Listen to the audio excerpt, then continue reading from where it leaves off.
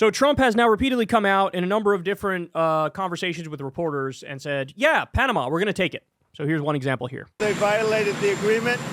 They're not allowed to violate the agreement. China's running the Panama Canal.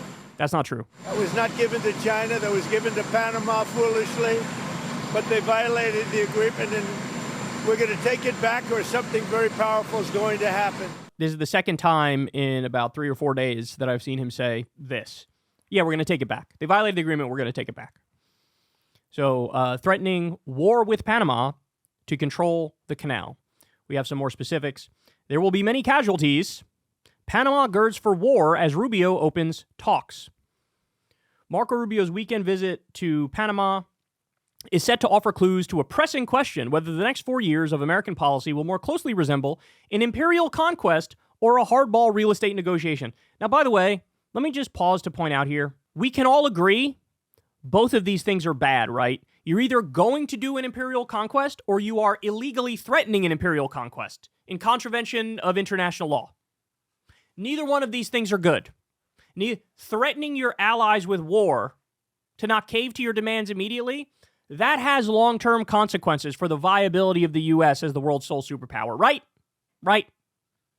Anybody with an IQ over 80 is going to agree. Here we go. On the ground here, members of the country's small political elite have been bracing for either. As tensions over the Panama Canal ratcheted up last month, Panama's former president Ernesto Perez Valladares sat in his office on the 10th floor of a bank building and contemplated the worst-case scenario, an American invasion. Quote, I think there will be many, many casualties on our side. And international condemnation of the U.S. I love that now we have to have these conversations. The guy who pretended half the time on the campaign trail to be anti-war, he attacked Kamala Harris for being a warmonger, attacked Liz Cheney for being a warmonger. He turns around and says, how about war with Panama? And the ability of MAGA to flip on a dime to go from, we love Donald the Dove, no new wars, to now, oh, bro, war with Panama, base, bro, so base, bro. They believe in nothing. They believe in nothing. Anybody left still cheerleading this madman psychopath is a cuck and is ideologically dead to rights in a cult. No ifs, ands, or buts about it. At the same time, President Donald Trump's incoming envoy to Latin America, Mauricio Claver Caron, was already sending a more pragmatic message in talks with Panamanian officials, according to a participant in those discussions. Get ahead of this by preemptively offering concessions. Trump's envoy suggested the Panamanians start by offering to let U.S. Navy and Coast Guard ships transit the canal for free, according to the person who was granted anonymity to describe sensitive talks. So in other words, keep threatening our allies in an attempt to get them to cave and do what we want. But again, I'm sure this won't have any long-term consequences. I'm sure this won't lead to plotting behind the U.S., plotting against the U.S. behind the scenes. Like alienating every single one of our allies while at the same time praising our adversaries, which is what he does, why he sucks off Kim Jong-un all the time and says, oh, we write love letters to each other and things of that nature. I don't know. I think in the long run, that might end up being bad. I think that might have some negative consequences associated with it. Interviews with 10 current and former officials in Panama and Washington ahead of Rubio's first foreign trip as Trump's chief diplomat, as well as 4 days on the ground in Panama City, suggest there remains room to strike a deal that reaffirms American preeminence here and rolls back China's presence without contesting Panama's control of the canal. They also point to high risk of miscommunication and escalation as Trump's aggression collides with an affronted Panamanian elite. Here's the thing, guys. What if it's ideological, right? We know this, that Elon Musk's grandfather was a Nazi. He believed in this thing called the Technate of America. This is a belief that Elon appears to have as well.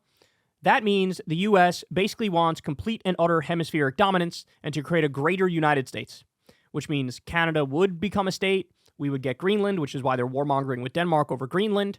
He also wants Panama. Like, what if it's ideological? What if it's ideological? And he genuinely and sincerely wants to do, as he said in his speech on Inauguration Day, the new Manifest Destiny. Like, let's go back to old school 1800s-style imperialism, disregard all international law, the Nuremberg Tribunal, the Geneva Convention, all of the strides and progress that humanity made. Let's throw that out. Let's throw that out, and let's go right back to that. This is where we're at, right? Now, that's worst case scenario. Best case scenario is he's just repeatedly and routinely threatening our allies to give us concessions. To give us concessions for what? Hemispheric dominance, right? Again, the idea he's not a warmonger is absurd. He's a warmonger. Because the difference between the neocons and the neocons want to dominate the world over. Paleocons say, we want to dominate the entire hemisphere.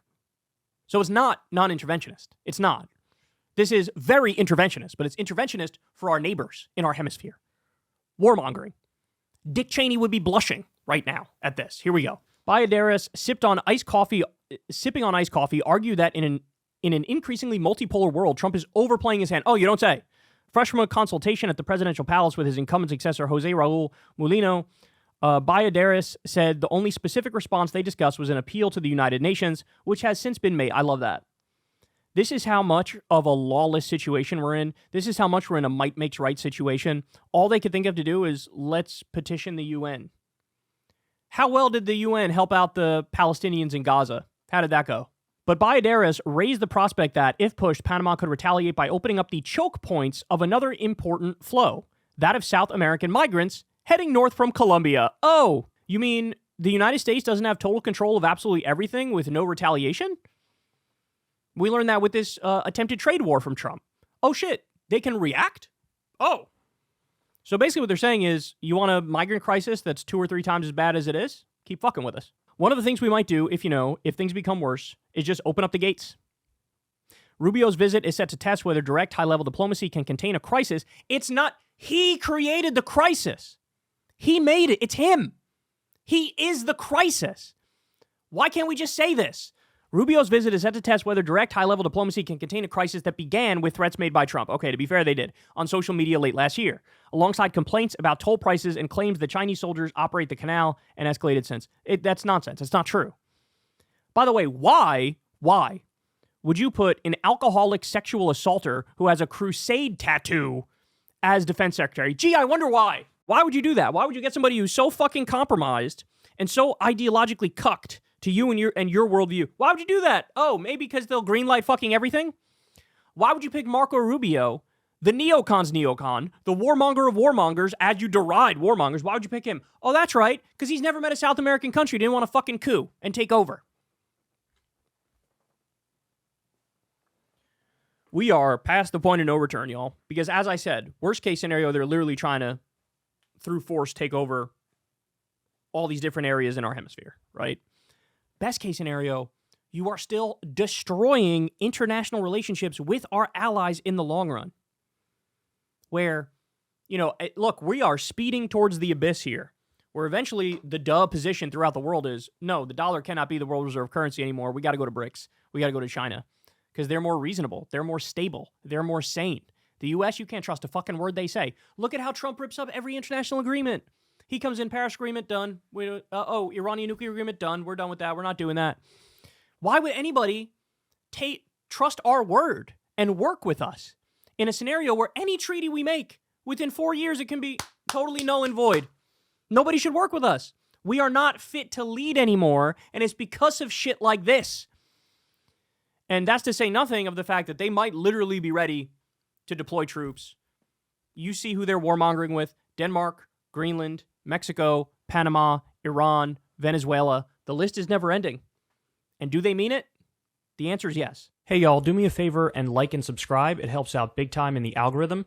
Click the bell as well for notifications when videos drop. And watch that video on screen right now. You know you want to.